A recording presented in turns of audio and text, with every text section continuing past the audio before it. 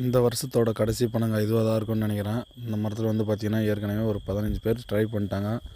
இந்த மரத்தில் இந்த வருஷத்தில் ஒரே ஒரு நுங்கு கூட வெட்டலை. அதுக்கு காரணம் என்னன்றது இவங்க இறங்கி வரும்போது தான் தெரியும். நம்ம ஆள் வந்து சென்னையிலேருந்து நாங்கள் கூப்பிட்டு வந்துருக்குறோம்.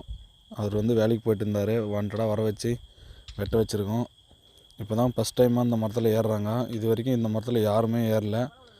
அதுக்கான காரணம் வந்து இப்போ இவர் இறங்கி வரும்போதே தெரியும். இதுதான் இந்த வருஷத்தோட கடைசி பனங்காவாக இருக்கும்னு நினைக்கிறேன். இதுக்கு மேலே எங்கேயும் பனங்காய் இல்லை. சீசன் முடிஞ்சு பல நாள் ஆயிடுச்சு. இந்த வருஷம் வந்து பார்த்திங்கன்னா பனை மரம் ரொம்ப அழிக்கப்பட்டுச்சு. அதனால் எங்களுக்கு நுங்கு அதிகமாக கிடைக்கல.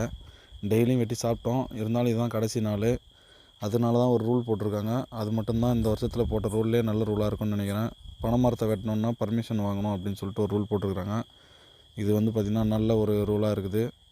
பனை நுங்கோட அருமை தெரியாதவங்க அதை அலட்சியப்படுத்துகிறாங்க. அதனால் அது மரத்தெல்லாம் ஈஸியாக வெட்டி தள்ளிட்டு போகிறாங்க.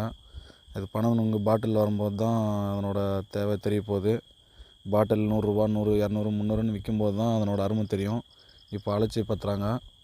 ஆனால் நம்ம வந்து அந்த மாதிரி அலட்சியப்படுத்துறதில்ல. ஆனால் பார்த்தோன்னா மரம் பாதி அழிச்சிட்டாங்க. போன வருஷம் நாங்கள் ஒரு 100 மரம் பார்த்துருப்போம். இந்த வருஷம் பார்த்திங்கன்னா 50 மரம் தான் பார்த்துருப்போம்.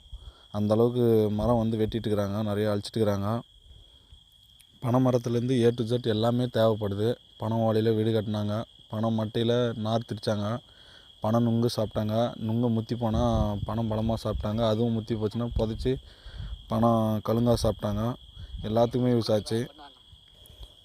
பனை மரத்தை வந்து பார்த்திங்கன்னா வீடு கட்டுறவங்க வந்து பனம் களின்னு சொல்லுவாங்க. அதை பொளந்து ஓட்டு வீடுக்கு போகிறதுக்கு ஃபஸ்ட்டில் ஸ்டார்டிங்கில் பனங்களி தான் போட்டு மிதிப்பாங்க. அப்படி யூஸ் ஆகிற மரத்தை வந்து நிறைய வேஸ்ட் பண்ணிட்டாங்க. இதுக்கு மேலே வெட்ட மாட்டாங்கன்னு ஒரு நம்பிக்கை இருக்குது. இப்போ இவர் வந்து பார்த்திங்கன்னா மரம் ஏறாத காரணம் என்னென்னு தெரிஞ்சிருக்கோம். இந்த வருஷம் இதில் யாருமே ஏறாததுனால மொத்த கொலையும் நாங்களே வெட்டிட்டோம். இதில் ஃபுல்லாக வந்து பார்த்திங்கன்னா எறும்பு, சிட்டு எறும்புங்க. இப்போ அவர் ஏறி வந்தவர் பார்த்திங்கன்னா டிஷர்ட்டு கழட்டிட்டு இறங்கிட்டார். அவ்வளோ எறும்பு. இந்த வருஷத்தோட கடைசி பனங்காட்டுறதுனால நல்லா நிம்மதியாக சாப்பிட்டோம். எங்களுக்கு மீந்து இன்னும் 2 பேர் ஆடு மேய்ச்சிட்டு இருந்தாங்க. அவங்களுக்கும் கூப்பிட்டு நாங்கள் வெட்டி கொடுத்தோம். அந்தளவுக்கு வந்து பார்த்திங்கன்னா நுங்கு ரொம்ப அதிகமாகவே இருந்துச்சு. யாரும் வெட்டாதனால ரொம்ப அதிகமாக இருந்துச்சு. கடைசி நுங்குறதுனால இந்த வருஷத்தை நாங்கள் சிறப்பாக முடிச்சு விட்டோம். அதனால் நம்மளோட யூடியூப் சேனல் பேரை நுங்கிலே எழுதியிருக்கோம்.